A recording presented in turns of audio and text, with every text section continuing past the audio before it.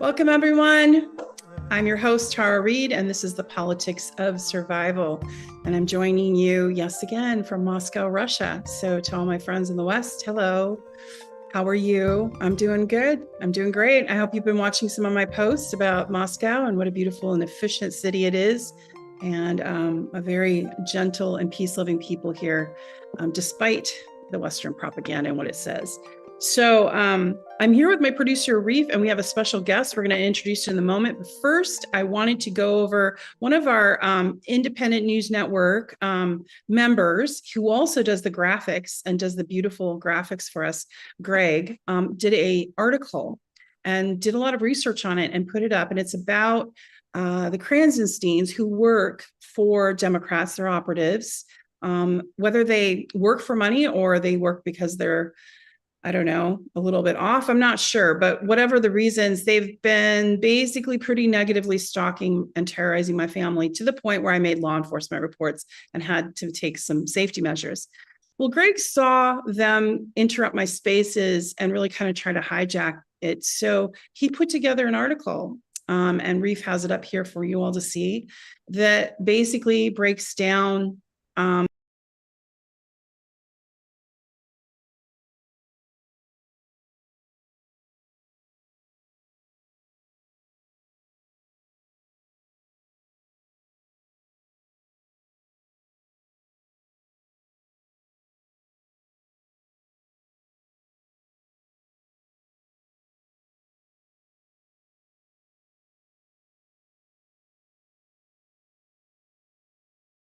I think that's what it is.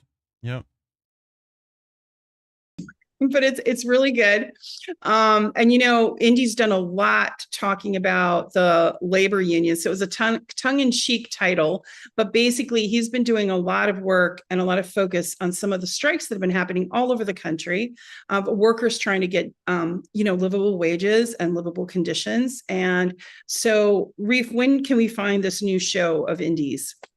Thursdays, 9 p.m. Eastern. Should be Very when cool. it's going. And then you have a show that you Yep. do with Colin. Yep. Every Wednesdays, Mhm. in 9 p.m. Eastern. So, And check it out. so that's great. So people need to check that out.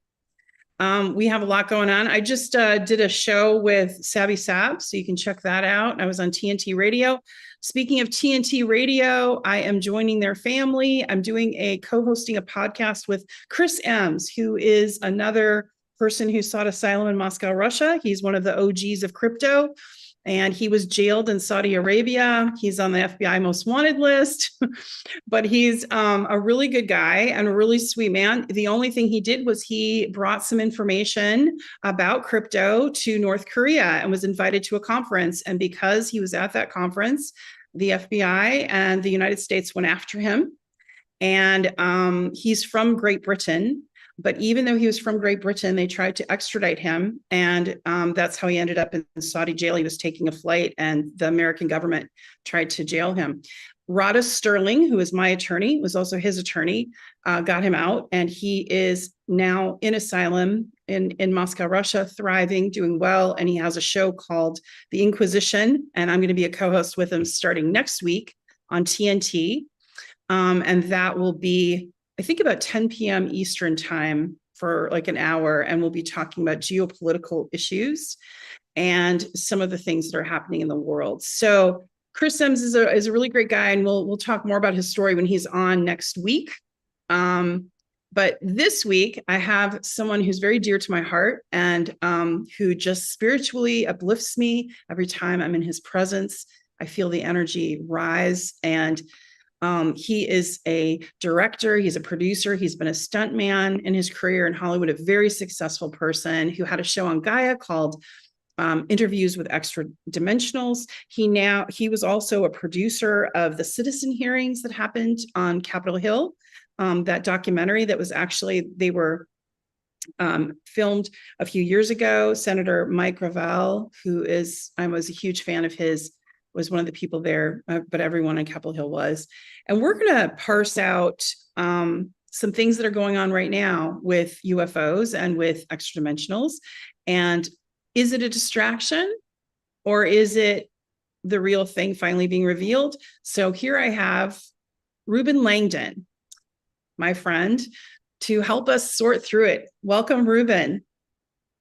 Hey Tara, it's great to be here. Good to see you. I'm glad you're doing well and safe, and been sort of following your story in real time as it's been unfolding. And what an adventure, huh? That's you're Yes. going through it. There's a Chinese you're in the crosshairs, saying. as we were saying. Yeah. There's a Chinese saying, and it's a blessing and it's a curse, and it says, "May you have an interesting life." So I think it's interesting that it's used both ways. Yes. That is yes, you are definitely owning that Chinese proverb for sure. Yes, in both ways. And I'm actually really, though, Reuben, I'm coming from a place of joy. I'm really discovering, I'm on a new adventure. I'm in the East as opposed to the West, and I'm discovering a whole new way of thinking and living. And it's a beautiful experience, I have to say. So to all the haters out there, no, I'm not a traitor. I love humanity, and I'm not into borders. And I'm very lucky that the Russian government chose to give me sanctuary and safety, and that's a beautiful thing. And we should all be so lucky to have people around us. Yeah. Yeah, and you're going about it with the right attitude, to have this new culture, this new, new adventures, and interacting with new people and different people. So hats off. I think that's the best attitude to have. Spasiba. And I'm learning a new language, which is That's right. the Cyrillic alphabet, and learning Russian. And it's a challenge, but it's also really fun. I do have adventures when I order things, because like food or whatever by myself, unattended, half the time I get things that I order, and then half the time it's mystery stuff. So part of the adventure. Yes, and you traveled a great deal too. But let's get into your story. So right now, Reuben, you last time I talked to you, you were working on some documentary stuff. I know that you've done a lot with living off grid with your wife. You've done a lot with spiritual matters, and also with your interviews with Extra-Dimensionals. And now we're watching unfold these hearings in real time, congressional hearings, amongst other things, about UFOs, and they call them non-biological beings. Or what do they call them? Non-biologics. Yeah. That was sort of the term sort of thrown around at the hearing, this most recent hearing on Wednesday. So enlighten us a little bit. What's your take on all this? Well, as you were saying, is it a distraction, or is there some legitimacy to it? I actually did a poll on my Twitter, and it looks like the Twitter crowd, they're quite hip on, all of the latest psyops and things. So 50% of the of that group said it was a distraction. 16 said it was legit, and then 33 said it was both. So I did put the both marker in there just to see where people were falling. I fall in the both category. It is a very important topic that has been, secret. Our government, the U.S. government, and other governments around the world have been keeping this secret since the 1940s, maybe even earlier. But we have records showing for sure since the 1940s that this topic, in a sense, has been shrouded in deep secrecy from the Roswell crash, which is sort of the most famous one we've all heard about. But there have been many, and the reverse engineering. We can go back into the Nazi Bellcraft and other types of connections with sort of extra-dimensionals to gather an edge and get technology to have power over adversaries, right? So this has been a big part of the Cold War, actually, was around between U.S. and Russia, was around the UFO subject and secrecy in that, and who's got what technology and that kind of thing. It wasn't just about nuclear arms and weapons. So so that's coming out now, and this hearing is sort of setting the stage so we can have the open conversation and not get the typical ridicule and laughing that usually happens when you even bring up the topic. It is a very serious topic, and now hopefully, I think the positive side of this is about that we can have the conversation that people. I was on a Twitter space last night, and there was a ton of people just coming forward, sort of for the first time about they saw a thing or they had an experience or they actually interacted with an ET, but they didn't know how they could explain it or talk about it or that kind of thing. So this is the positive side of this, is we can start to have these conversations like we are right now. But there is obviously some very auspicious things around the timing and about some of the players in the audience that we saw there on the hearings. Personally, I think I think Burchett, Representative Burchett and Luna, who were sort of spearheading this hearing, and as well as the witnesses, I think they're all legit. I think they're trying to do their best. And yeah, pointing the fingers, but yes, there was some shadiness behind the scenes, perhaps. Yeah, Reade, show that piece you just showed, because Reuben, you sent that piece to me. Describe to our audience what we're seeing there. What's your take on that? Well, it's basically we have the most sort of questionable character in this is James Clapper, with the Obama administration and heavy intelligence guy. He was caught lying under oath and didn't really get punished or anything happened to him. So I think just by his track record, as well as the people he's been around with the Clinton administration, he's a questionable character. And I'm not sure if my fellow researchers like George Knapp and Jeremy Corbell were good friends. I'm not sure if they're aware of that, and I don't even know if some of the witnesses who are testifying are aware of some of the backgrounds of some of these people. So I know it's sort of easy to say, oh, it's all a psyop, but you have to understand. There's the people who are coming forward to testify, like the David Fravers, are people who've had, they're credible people who have been in the military.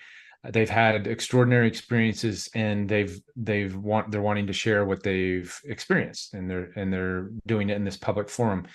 Grush, he's also he's a questionable character, but I feel his testimony is accurate, what he is able to say, right? And there does seem to be a push-pull of these intelligence things going behind the scenes, as Burchett and Luna were trying to get a SCIF meeting after the fact, which he said, I'll tell you in the SCIF, but they're being blocked. What did that mean? What did that mean for the audience that doesn't know? What's a SCIF meeting? What are they talking about? So SCIFs are, for Congress members and classified meetings. People go into these sort of special rooms where they're in a Faraday cage, so electronics cannot pierce in or go out. Signals can't come in and out. They're not allowed to use any electronics. They're supposed to leave all their electronics outside the door, and they're sort of checked for all that, so nothing can hear in and sort of get here into that classified information.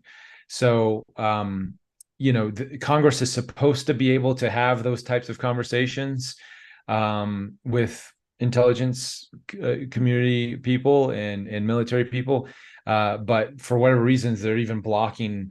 And who's they, right? Who are these people? I don't know. They've just say Burchett and Luna are saying, we're being blocked from having a SCIF. So so that means that there's some other interference with gathering information and questioning Grush, and over half of Grush's testimony was, I'll tell you in the SCIF. I'll tell you in the SCIF. I can't comment exactly on that, right? So and he's being careful. There's these new laws that are coming forward to protect whistleblowers. However, there are many whistleblowers that forget about the NDAs and have come forward. Dr. Stephen Greer has been bringing a lot of those people forward. The fact that those people aren't testifying is a little strange. there is a lot of high strangeness around just this topic in general. Great. But then all the characters and the different motives and different things. It was the other sort of obvious questioning and answering and direction that they were trying to carry the narrative was in this sort of fear-based narrative of where we don't know what they are, they could cause harm. Grush even made this pause of like, me and my wife saw stuff and it's dangerous and that kind of thing. And then later in the same setting, he was asked if he said, well, I've never seen any craft, I've never seen anything personally, all my information is from sort of secondhand testimony or credible people that he's interviewed over the years and stuff. So there is some contradictory there, and then you have to ask, why are they pushing this fear narrative? And obviously, the most obvious reason would be to get more funding for the military-industrial complex. I was just going to say that. And Reeve, could you post up that article I asked before the show, the Space Force? That brings us to Space Force, what you just said.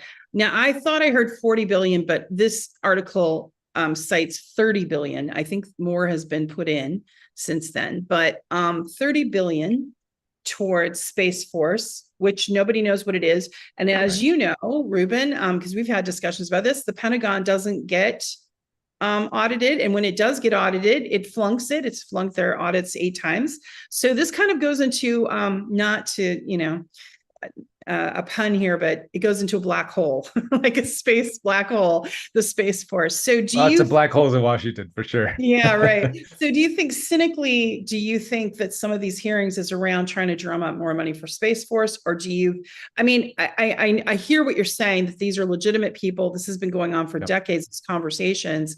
And it's been so hard to get it forward to the public. Even with the FOIAs and with the release of information. And you produced actually that hearing, the citizen hearing. Right. Could you talk a little bit about what made you want to do that and how you feel now that you're watching the real thing happen? Yeah. Well, the first part, yes. I mean, this is definitely there's no doubt about it that it's a ploy to get more money for the military machine. That is a heavy hand that's being played here in this whole thing. But again, that's one aspect of this. The other aspect, I think we'll get into a little bit later, but there's a lot of positivity just having this conversation around this secret stuff that that's, I think, the bigger picture, which we'll go into. But yes, going back to the citizen hearing. So yes, in 2013, I had my own experiences in 2007. I was convinced something's going on here. I started going down the rabbit hole, and take a second. Tell the audience about that who may not have seen our first interview. What was your experience? Yeah. So in 2007, I had a daytime sighting. Several craft showed up in the sky for about 45 minutes, and it was as most people who've had sort of these out of this world type experiences, it's a game changer in how you perceive the world. You don't really think about it in your day-to-day life, and you go about it as like, okay, yeah, whatever. At least for me, maybe it's real, maybe it's not. I don't know. I don't care. I'm a stuntman. I was working on Avatar at the time. Yeah. Playing an alien, right? So literally, ironically, and then and then had this experience, and I couldn't shake it off. I couldn't shake off what had happened, and is this real? And why isn't anybody talking about it? Why? What's up there? So I started going down these rabbit holes, and discovering Stephen Greer and the Disclosure Project and all the work that he's been doing over the decades. He's been doing a lot of good work getting the word out on this subject, and then eventually signed up for one of his CE5 contact events, where we go under the stars and sort of do a meditation and call them in. And 3 nights in a row, more ships showed up. sort of sealed the deal for me that this because I still was like, maybe I was hallucinating that day. I don't know. So you know, I wasn't on drugs or anything, but it was just like, you don't know. You still question it. And then Right. and then after interviewing more people and going down so many rabbit holes and really understanding what's going on here with the cover up, it became this passion of mine to get this word out. Like I thought, I was still naive at the time. I didn't understand the government cover up was so deep and so maniacal and just the means that you know, they literally will kill people for talking about this stuff. This was especially back then, not now, obviously, but even in the 2010, there were researchers that were getting taken out if they got too close to some of the truths. And so, but I kind of was just like, I didn't buy into all that. I was still like, we'll do this event. The public, the press will get a hold of this, and then it'll be disclosure. Everybody will know. And then it was during the production of the event and calling in the press. We did it at the National Press Club in Washington, D.C. Has a lot of notoriety, and just a few blocks from the White House. And for 5 days, for about 8 hours a day, 10 hours a day on some days, we had a collection of over 32 hours of testimony from several witnesses, 6 former members of Congress. So it was a mock congressional hearing that we set up to we were trying to push, it was an advocacy move to sort of push disclosure or push the media to take the subject seriously, push Congress to take it seriously. And it did, to a certain extent, it did a lot of good, but I was blown away at how much it was shunned and shamed by the media, and how Congress didn't take action on it. That sort of blew my mind, even though we had Senator Gravel and many other fine congressmen and women on the panel.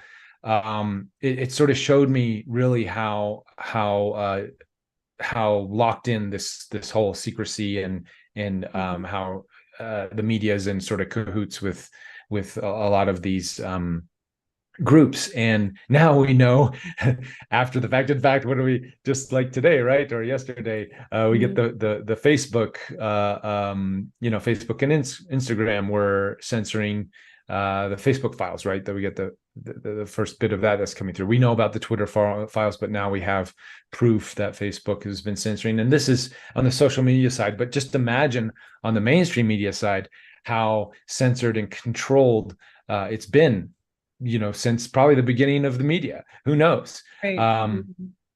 So anyways, at that time, it was, I sort of went into recluse because it drained me with all my money, my company. I lost my company. I lost a ton of money, my investors' money, and I got nothing but ridicule and hard times, as you're aware of that, how that goes, right? So sorry, Reuben. I know it's tough times. Yeah. Well, it was actually, I go in retrospect, I'm like, it was actually the best thing that ever happened to me, because I did start my inner journey, going deeper. I was already sort of a spiritual guy doing martial arts, and meditating and that kind of thing. But I really went deeper with my inner journey. And then that's when I started my other show, Interview with E.D, Extra-Dimensionals, and started communicating directly with these ETs, and getting the insights and the knowledge and the sort of new operating system on how to see the world through a different lens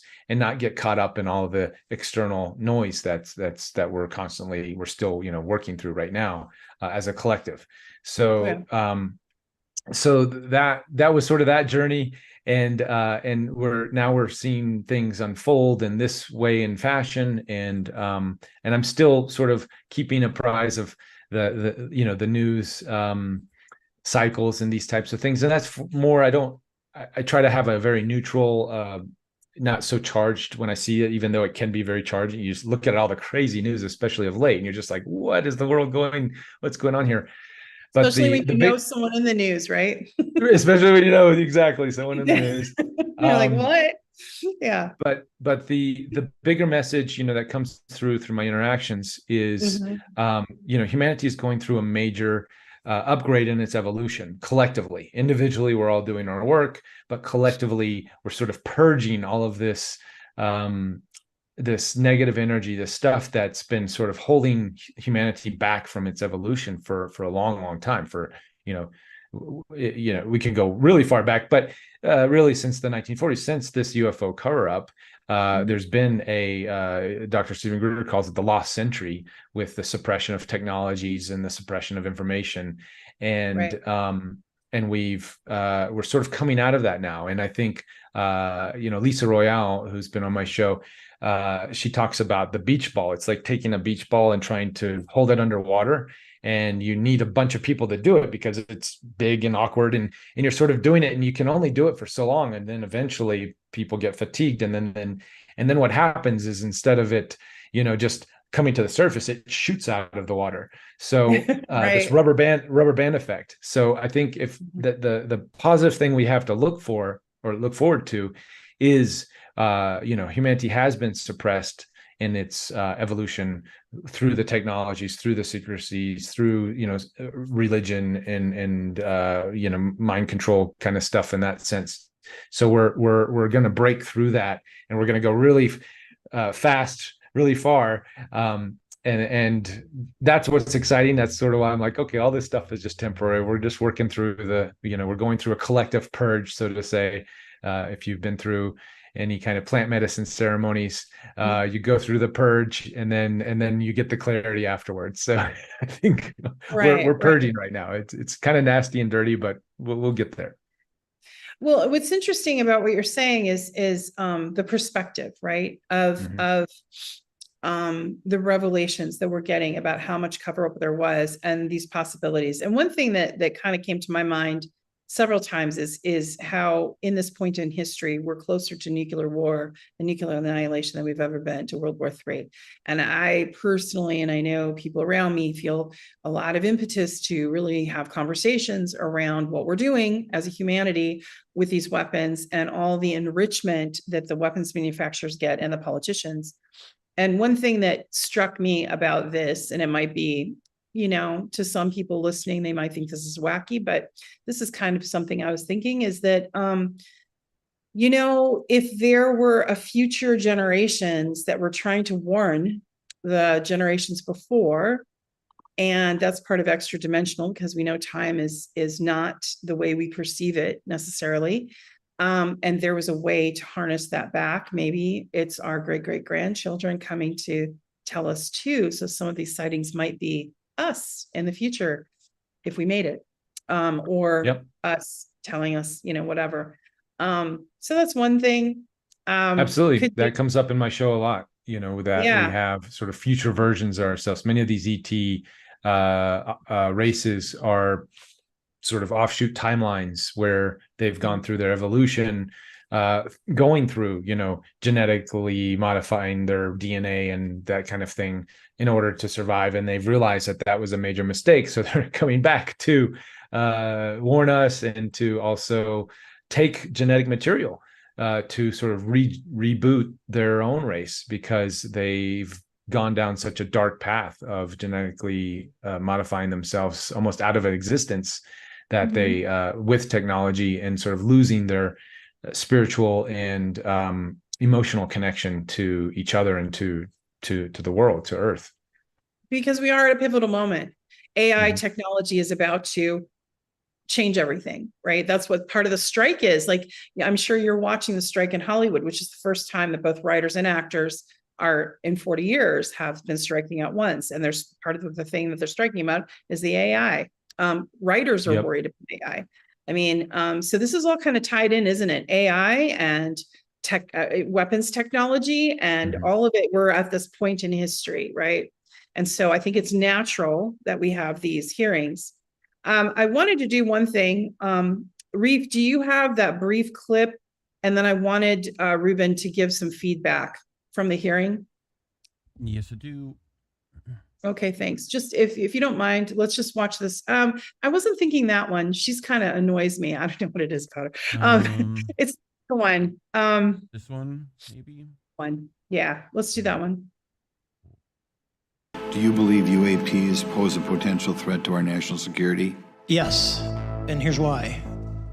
The technology that we faced was far superior than anything that we had, and you could put that anywhere.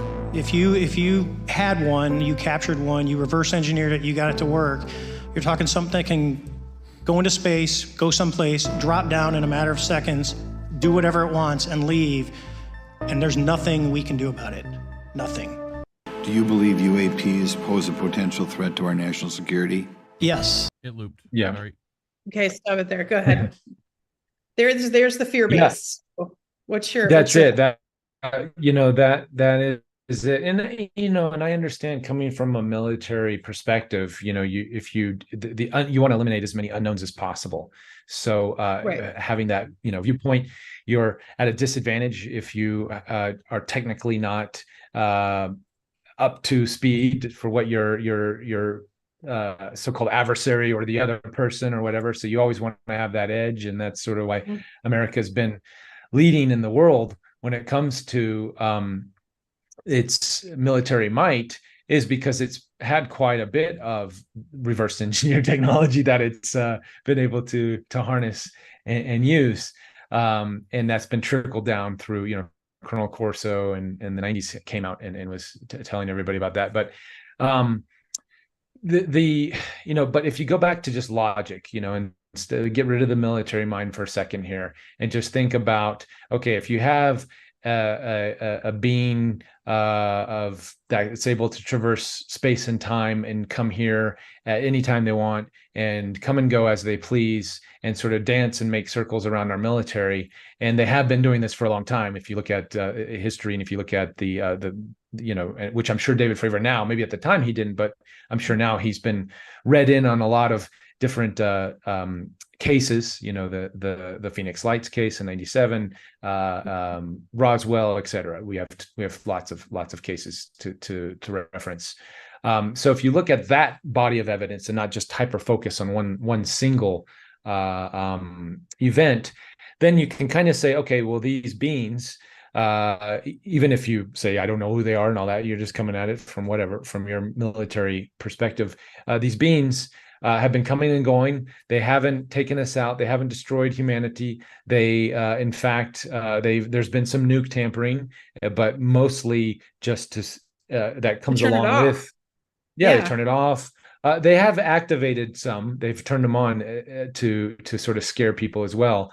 Robert Salas, who was at the citizen hearing, and he talks about his event there that happened in the 1960s, and actually I think the missile silos were activated. They were turned on, and but clearly they weren't launched or anything like that. But later, what you don't see in the news is Bob Salas talks about his contactee experiences. So he was actually contacted, him and his wife, in their bed, and were told about the dangers of nuclear weapons and how we should not be playing with matches and we need to be more responsible. So this idea of them being a threat is sort of absurd, because we would have been already taken out. And this idea, what I think what Grush is alluding to and not talking about, and Burchett sort of brought up in his questioning, was around radiation. So it was sort of framed, there have been injuries, there have been soldiers and scientists and people who are near these craft and phenomenon who do have some adverse effects, and it was sort of danced around and sort of presented that bad stuff happens. We've been attacked by these ETs. Well, as far as I know, in my research, I think I've heard of one, and I don't have definitive dates and times of this case, but I've heard that we've fired upon them, and most of the time they just ignore it and they go away. But I think there has been a retaliation in one case where and again, I don't have specifics, so I really shouldn't even quote that. But that's okay. The collective body of evidence that we have overwhelmingly shows that they are not a threat, and that It's almost like they're looking at us like we're children. In other words, you and I have talked about this before. about humanity, we're technologically maybe developed, but there's a lack of emotional intelligence. So, Yeah. and it doesn't mean that we're ignorant. It just means that there's a lack of development with emotional intelligence. It's not caught up to where the technology is. So do you think they do us with that compassion? Well, yeah, I Or- mean, look at our state of affairs. Look at what's happening with Ukraine and Russia. Look at the U.S., instigating, pushing NATO onto on that whole situation. We're instigating World War wars. III, essentially. Yeah. Yeah. So we're our leaders, so-called world leaders, are in a constant pushing of war and violence, and in your case, manipulation and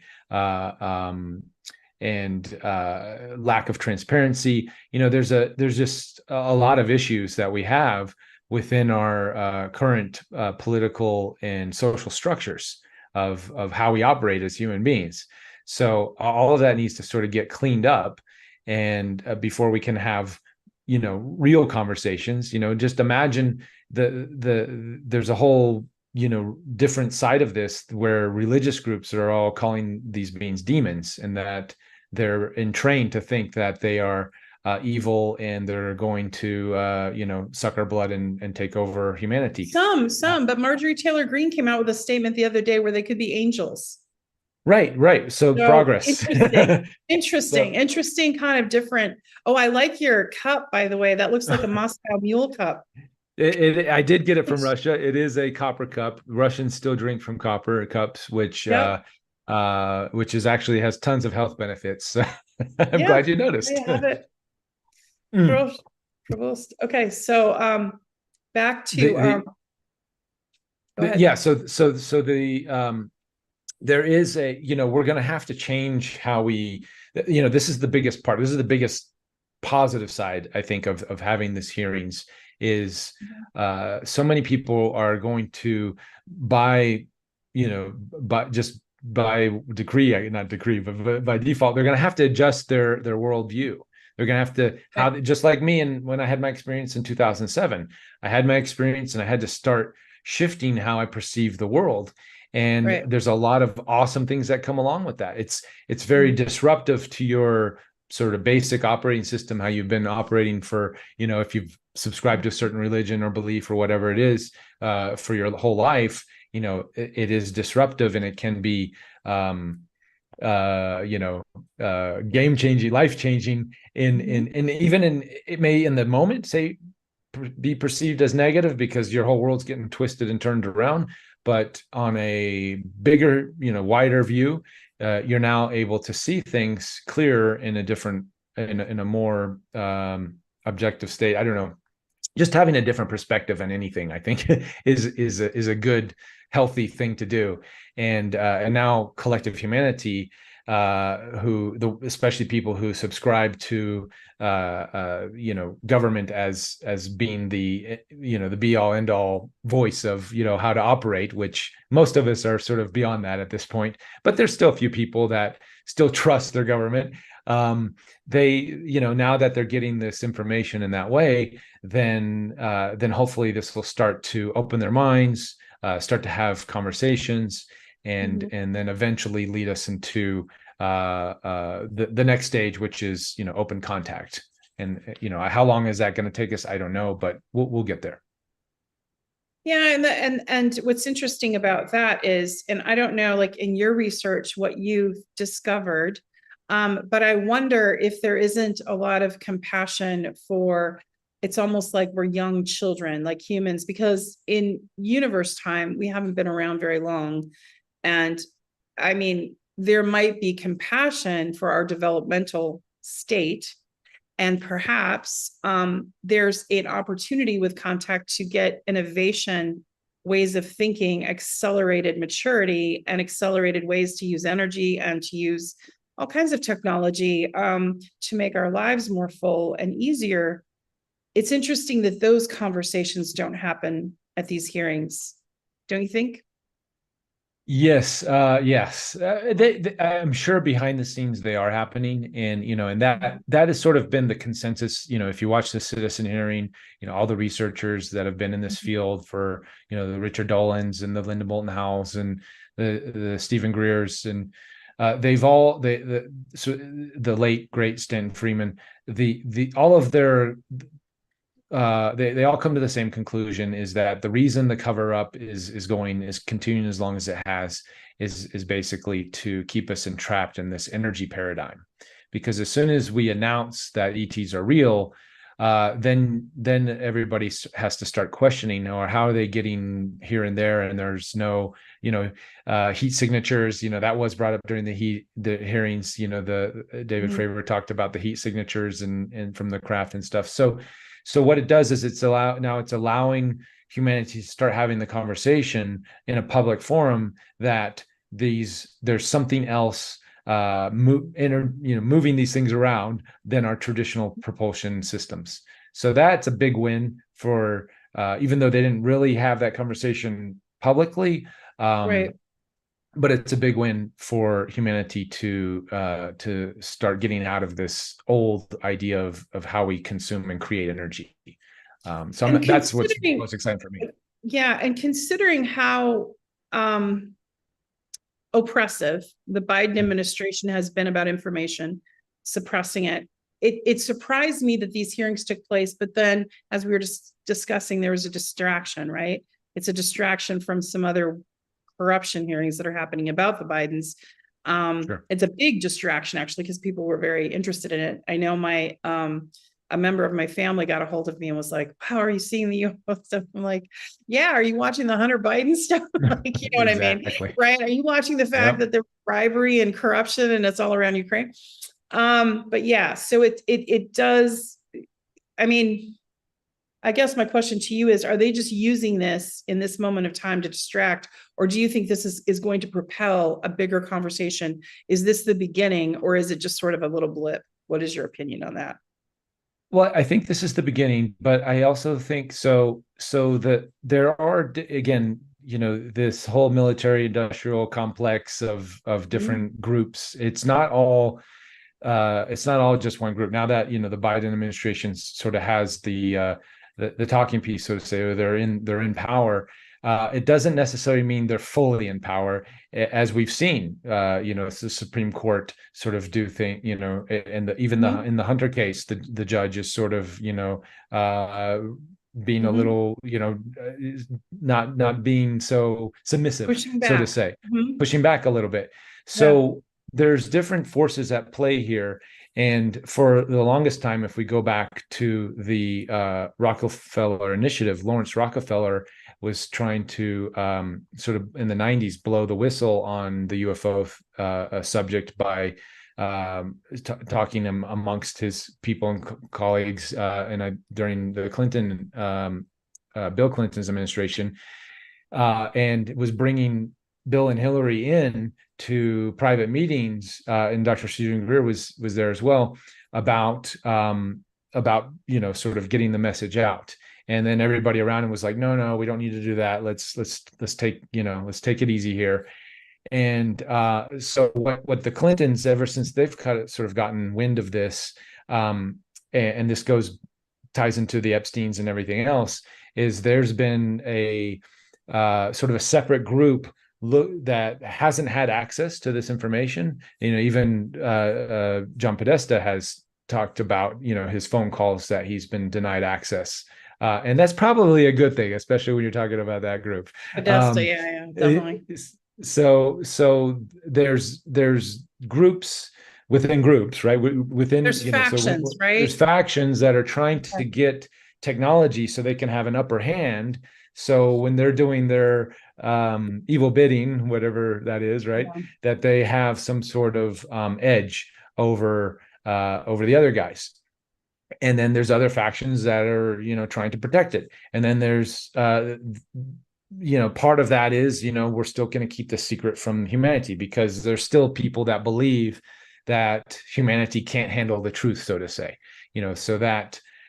So there's a lot of dynamics in this, and it's not so cut it's not so, black and white, cut dry type of Mhm. situation. There's a lot of and I'm not clear on all the groups and people, and I'm talking with different people and hearing different things, and I think it's a very messy world when it comes to the UFO subject matter, and everybody's trying to get their hands on it, on the technology. That seems to be the biggest power grab, what everybody wants. Well, I would but imagine there needs to be balance. it does need I to be think that's the balanced, most important thing. and I think our ET friends are helping keep the balance to a certain extent. And I think one of the reasons this is coming out now, obviously the it's a pure benefit to keep the news cycles distracted from all of it. I have a list here. There's so many things happening in the world right now. Right. The Hunter Biden thing being a big one as well. But there is sort of chatter behind the scenes that perhaps the ETs might show their hands in a more public situation. Maybe a bigger Phoenix Lights type event that's sort of undeniable. And if that's the case, some of the people in power keeping the secrets, wanting to get ahead of the narrative a little bit, and get, some may think that panic may ensue, or they might lose the grip of control if these things start showing up. And as sort of a test run for that was this whole balloon, we're shooting down UFOs over Canada. Justin Trudeau comes in and says, we got the guys, we got the UFOs, we shot them down. And then will show us the proof. Oh, well, it disappeared. We don't know what's going on there. And ultimately we find out that a lot of it was Chinese balloons and stuff. But the Chinese were quite annoyed, by the way. Yeah. What's that? The Chinese were quite annoyed, by the way. Right. Yeah. Exactly. So and a lot of that too is to provoke wars and to do these types of other narratives. So there is a lot of war games, so to say, happening behind the scenes, and different chess pieces being moved around, and that sort of unknown is working, I think, to humanity's advantage. This ET unknown. What are they going to do? Are they going to stop a nuclear threat? Are they going to and that's what I've heard, is that's any sort of major world devastating type of nuclear event. I don't think just from the chatter that I've heard from the ETs, that they wouldn't allow that to happen. On a smaller scale, they would. If we get another Chernobyl or Hiroshima type event, then they would probably not intervene. So we're not sort of in the clear in any way, but as far as a world devastating event, I don't think I think we have help in that sense. But it is, we are right there. We're right at this the buttons are being pushed as far as these insane moves by our politicians. And the more Americans, the biggest thing we can do is to educate ourselves and just say no, as an individual, even though we don't think we have power. The more we're just doing these types of conversations and just educating the people on just the insanity of what's happening here, then we can hopefully avoid any type of major conflict. Exactly. You know what? And that brings me to one other question, but before I get to that, Reef, are there some questions for Reuben, or comments to share? Okay. I'd like to know what you think the best fictional depiction of ETs have been in the last, I don't know. Oh, interesting question. So go Reuben. What do you think? And you worked in Hollywood, so you kind of have an insider. Yeah. Well, I mean, there's truth in all of it, right? I think that's why we watch the Hollywood films and we get sort of moved emotionally, is because there is this some sort of connection, whatever that is. It's in our DNA, perhaps. But I'm a big fan of Star Trek.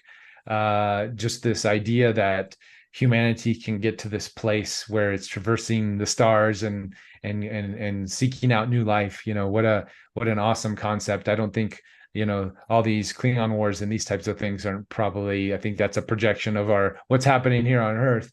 But who knows? Maybe there are warring civilizations, and either way, just to go out and see that and to explore that, and especially the newer Star Treks, the Strange New Worlds and Discovery, they're a nice homage to the original Star Trek with all the new special effects and stuff.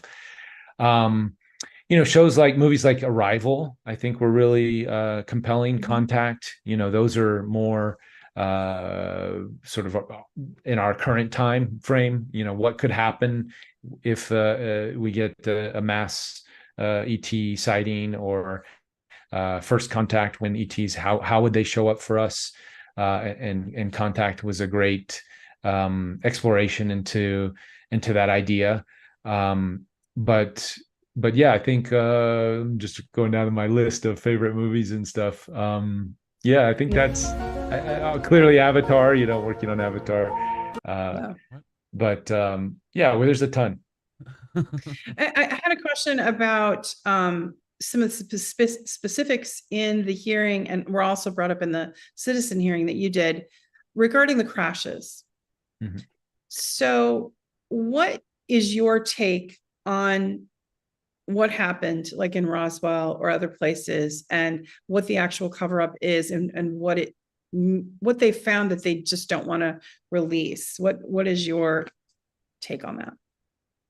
Well, since the 47 crash in Roswell, which is sort of the iconic one that several movies have been made, and several whistleblowers have come forward. Over 300 witnesses have come forward to talk about their experiences, and they all sort of collaborate the same event. So when you have that many people, deathbed testimonies and things, it's pretty clear that event happened. And the material was taken and reverse engineered. And in Colonel Corso's book, he talks about how and during that time is there was a lot of stuff that the military scientists took and did certain things, but a lot of it they didn't really have a use for. They didn't know what to do with it, so they gave it out to GE and Texas Instruments and other sort of technology developers at the time, and said, this is they didn't tell them where it came from. They just said, this is some stuff that we're working on, and if you just keep us involved with your developments, here's some free tech, and just let us know how you're developing it and give us sort of access to that, and here you go. So that's sort of how this technology has, with fiber optics and circuit boards and all of this stuff has sort of been peppered into our society over the years, making us think that it was a natural development from something that humans created, but it's sort of a hybrid of technologies in a sense.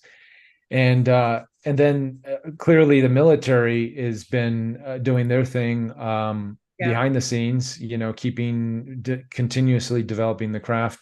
I think going back to your question of why did they crash, again, this is sort of the consensus through all the researchers, is when we started playing with matches, nuclear bombs, then that sent off a signal throughout the universe to different races to say, hey, the kids are playing with matches. If we don't intervene, some bad things could happen to this beautiful planet of life, lots of different types of life. And that is, it's been, through my interactions, Earth has been sort of this experiment of not just the humans, but that we have so much diverse life on this planet that other ETs have sort of peppered or gently guided some of the evolutionary paths of some of these species, and they have an investment with their energy and time here. And when we start blowing things up, we're sort of messing up their investment. Okay. Yeah. So they come here, and and they realize that we're sort of the dominant species on the surface here, and we have our ways of thinking and our military and that type of thing. So this is one of the theories that's been proposed, and I sort of subscribe to, is if you have a very offensive race or beings that have weapons of mass destruction, and if you just show up and want to shake their hand, just like David Fravor was saying in the hearings, we need to have the technical advantage. They're a threat. If anything has superior technology over us, immediately, in their mind, this is a threat. We need to have the upper hand. So these beings, knowing that, perhaps they sent in some vehicles to sort of stage a crash, in order for us to have more empathy on the beings, the hurt beings and these types of things, and the technology, and then we can engage in a dialogue in that way, as opposed to them just showing up and saying, hey, we're here to hang out, and we want to help you guys with what you got going on there. And a lot of people, especially in these political structures, who are used to having control and dominance over their people, so they are definitely going to perceive these beings as a threat that are coming here to say, hey, there's better ways of doing things, decentralization, free energy, you don't have to have these totalitarian, hierarchical structure class systems. And so for them to show up in that way, in a crash type of environment, then maybe they can get a little closer and start having the dialogue, and that type of thing. So that's one of the theories that I sort of subscribe to. But there's a lot of others. People throw out again this that they're here to hurt us, and I don't think that's the case. And also, it was also said, well, if they can traverse, stars and go in and out of dimensions, why would they crash? And sort of that's a valid point. Why would they crash unless they are trying to make contact? And many of the other things that were not mentioned in the hearings were, this phenomenon has been going on for centuries, for eons, and much of the retrieved, not much, but a few of the retrieved so-called crash retrieval has probably could have happened centuries ago in different parts of the world, and sort of like an archaeological site, they're excavating and finding craft and technology still intact, and going after that. Interesting. And so Reef, do you have some more questions or comments for Reuben? Really, everyone's just kind of in support. Okay, cool. All right, so it's a lot to chew on. Yeah, that is, and and again, I kind of want to come back to time, because I just think that in this moment, in this pivotal moment in history, there are things that humanity can do to try to avoid calamity, if you will. Or, it might not be permanent, but it could last generations, the harm that could be done, right? Absolutely. It could really take things back a bit. And it doesn't have to happen that way, right? So things could change. So when it comes to reverse engineering, and when it comes to some of the technology, do you think that time is also part of that equation, as far as the information that's being shared right now about how to harness that? Because one of the challenges is, of course, going from one place to another without aging and those kinds of things, but also just on Earth itself and what we're going through. What's your thought about not just energy being harnessed, but time itself? Yeah, that's a big topic of my show, and we talk about how sort of this jump in evolution in our consciousness, a big aspect of that, going, the terminologies that are used in my show are going from third density to fourth density, and in this sort of fourth density reality, we're used to dimensions. This is different than dimensions. Sort of, everybody says we're in the third dimension. We're actually in the fourth. Space-time being that fourth factor of the fourth dimension. Einstein and others, say we're in the fourth dimensional reality, and when you start messing with that space-time aspect, then you start traversing into like fifth dimensional kind of things, the Tesseract and these other things that we have in movies like Interstellar. That was what I should have said earlier too, the movie Interstellar. So time, and it was interesting during the hearings, wasn't really mentioned, but once they introduced into the evidence a paper, that declassified paper on sort of space-time physics and dynamics. And I'm wondering, we were sort of having a Twitter space talk yesterday about the reasonings for that. It wasn't never brought up later. But I think, as humanity evolves, our understanding of time is shifting. And this fourth density reality, time is no longer linear as we perceive it. And we are constantly thinking that we are sort of victims of our past. The past determines the future. And when we start understanding these new sort of space-time physics, we realize that all that exists is now, and that the past actually changes with the vibrational frequencies of where we're sort of vibing at now. And we can change our past and we can change our future depending on how we exist now. And I know that's a big concept for a lot of people to sort of grasp, but over time, I think we will get more clarity on this, and we'll understand the fluidness of time. And this is, again, during the hearings, it was sort of brought into David Grush brought into the vernacular of extra dimensionals or interdimensionals, as opposed to ETs. I think one of the Congress people had asked, why are you using those terms? And this comes down to the same reason why I called my show Extra Dimensionals, is because when we start to really understand how space-time physics works, it's going to, and I'm not claiming I do at all, but I'm just saying, as collectively, as we get smarter people on this that can understand this stuff, we'll start to figure out that that this whole time we've got this whole time thing wrong. All these years we've sort of been thinking about time in the wrong way, and these extraterrestrials that we perceive as beings from other planets aren't necessarily from other planets, but from other times. And you mentioned earlier with our future versions ourselves, different timelines, different branches, and all of those fun subjects are going to come into play as we continue to have these conversations. I think it's really fascinating because it's all very interconnected, isn't it? And it's one very concrete way, I think, to explain it would be how people are doing personal transformations, like with healing. They talk about like post-traumatic stress syndrome and things like that.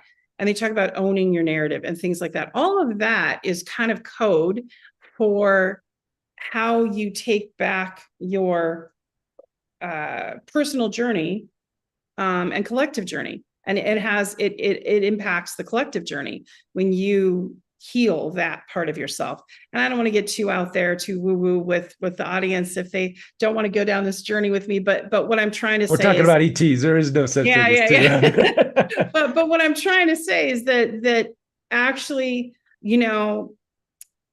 for instance, one of the thoughts that came to my mind was about Florida, where Reef is actually living right now. The water is 101 degrees, the seawater, for the first time. And that's having an impact on the ecological structure. So, and we're close to World War III. And I'm wondering if this convergence of potential disasters is sort of jump-starting our collective need to pull back our narrative and heal the planet and do some other choices. I don't know. Am I getting too far out there? What do you think? No. That's a big part of what, in my interviews, what's being talked about. So, over time here, we've lost our connection to our mother Gaia. She is our life support system. We are traveling in space on this giant spaceship, spaceship Earth.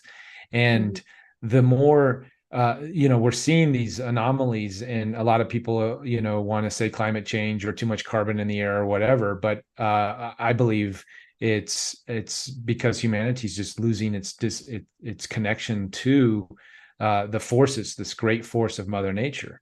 And it's sort of screaming at us, hey guys, pay attention here. And this doesn't mean, we need better ESG scores and, climate or carbon credits. This is about reconnecting to Earth and our food. That's another big subject that comes up a lot, is, the poisoning of the environment with our food sources. And can I stop you right there just one Sure. second, because it's so fascinating, and I think you'd be interested in this. One of the first things I noticed in Moscow, Russia, was the food tasted different. And so I started looking into that. And Vladimir Putin had been observing the United States and how much illness there is. And some countries in Europe have been observing that as well, how much chronic illness we have. And linking it to Monsanto, companies like Monsanto and other pesticides. So he's outlawed Monsanto. It is not allowed. And then what he did, besides outlawing it, very strictly, people they go to jail if they try to poison or use fertilizers, bioengineer things, none of that is allowed. And he then gave monetary incentives to farmers that would just use organic. And so you'll notice people are very fit here, very healthy. There's a lot of, there just is, it's a pretty healthy decide. Some people make choices, people make choices to drink alcohol and do other things. And that's, that happens in a lot of cultures around the world. But what I'm saying is, as a whole, there's a real paying attention to not poisoning the soil and not using pesticides. And then in his, we just had in St. Petersburg, Russia, the Africa-Russia conference, they announced that they're helping Africa, forgiving debt, and they're giving wheat away to more impoverished nations, but they're also giving incentives for not using Monsanto. Again, Monsanto is being blocked. So Awesome. You see a big push from the West, because what's happened in Ukraine, Monsanto and DuPont bought up a bunch of hexagrams, millions of hexagrams of Ukraine. Zelensky sold in Ukraine. So it now belongs to Monsanto and Bill Gates and some of the pesticide companies and DuPont. And DuPont, as you know, backs Biden. They, when I was working for him, that's who kept him in office. And they're very big into pharmaceuticals as well as fertilizers and other kinds of chemicals and pesticides. So I just wanted to throw that in there because it's interesting. China, I don't know where they're at, but that's where I'm at here. That's what's happening. Yeah. I've been paying attention to that over the years. I know that's been one of the major shifts. Europe too has banned much of the GMOs and poisons that continue to plague Americans and our American soil. So, this disconnection from our food and from our from our mother Gaia is creating a sickness both in us as in our individual health, in our collective health, and in our environmental health. The planet is screaming in that sense, and it's showing up in many ways. And I think as we reconnect to our earth and to our food and to our each other, just look at the whole COVID psyop craziness that's went through, separating families and just making a mess of our human connections. So as we reconnect, as we recognize these agendas and call them out and sort of move away from what's not working. Clearly it's not working. We've been there, we've done that. So now it's time for us to reconnect. And as we do, I think many of our issues will be mitigated. And also as we make this connection, then we can introduce these technologies in a safe way to these sort of out there extraordinary ET technologies, 0 point energy type ideas can be introduced to help us thrive and become, better human beings with our families and our communities. Let's hope. Yes. Yeah. And so what projects are you working on now? Like what's your, because you are a director and a producer and you always have a lot going on. So can you tell the audience where they can find your work and find out more about you and what you're doing? Yeah, I'm excited. I'm doing for about a year now. I've been doing. I have a membership website that I do weekly interviews where I sort of I'm calling Interview with Ed 2.0. So I take my show is 3 seasons. I've got 1 more episode or 2 more episodes to put out for season 3, and then I'll be done with sort of putting a period on that one for now. And then I've really been focusing on my membership portal where we do live chats in real time. I've realized that things are happening so fast and developing so quickly, just to have the up-to-date conversation about these types of subjects and downloads. So many members in our group are super tapped in and getting guidance from our ET families on how to navigate and do things in a more connected way, as we were talking, with better food and better living conditions and introducing new technologies, these types of things. So that's super exciting for me. I'm doing that on a weekly basis. I still have some other projects I'm dabbling with behind the scenes with on the film stuff, but the conversation, I think, is the most important thing right now. Just having these types of conversations and getting people excited for what's to come, and that we're not as crazy and doom and gloom as it seems. We're just going through a collective purge. There you have it. There you have it. That's a good way to put it. I like that analogy. Reif, do you have any final questions or comments for Reuben? Okay, that's great. And so I just wanted to say we went a little longer than we normally do, but I always am so fascinated to hear what you have to say. And this was such a pivotal moment in history to have these hearings. And of course, I thought of you and your citizen hearing when I saw the live hearings. I immediately thought of you and how that must have felt to see that. I just hope that more becomes public instead of sort of shrouded and veiled, because that's annoying to people. I think people just want to know the truth. Well, luckily we have platforms like yours and Twitter and other people that are now no longer censoring like crazy. Like obviously it's still going on, but the conversation is getting out there, and where people are waking up. People are seeing the shenanigans that have been going on, and if we tried to have this conversation just 2 years ago, there were hardly any platforms that could have it. So appreciate all your work and appreciate you, powering through these difficult times and spreading your messages too. Thank you so much. Yeah, thank you. Thank you. And my best to you. Your wife is a wonderful artist. For people that want to follow you, they can find her as well and follow and support her art. We need to support our artists who bring beauty and grace to our lives, right? Yes, thank you so much. Yes. And and I just want to thank everyone for joining us tonight. Reuben, you are amazing. We'll be talking offline soon. I'm going to be trying to come to one of your chats. So check out Reuben. Reif, if you don't mind putting it up one more time. This is his membership portal. You can literally go into a portal with him and be with him. And who knows where that portal will take you. You might go some really fun, interesting places. And also, definitely. And you can watch his interviews online. So thanks everyone for joining. Next week, we'll have Chris Ems and we'll have another conversation about hopefully moving towards peace and ways we can move humanity towards peace instead of the direction that some of our leaders seem to be trying to take us. Thanks everyone. For me, it's much later. It's close to midnight. So I'll be signing off and going to sleep, but I know many of you still have half your day left. Thanks for joining, and we'll see you next time. Take care.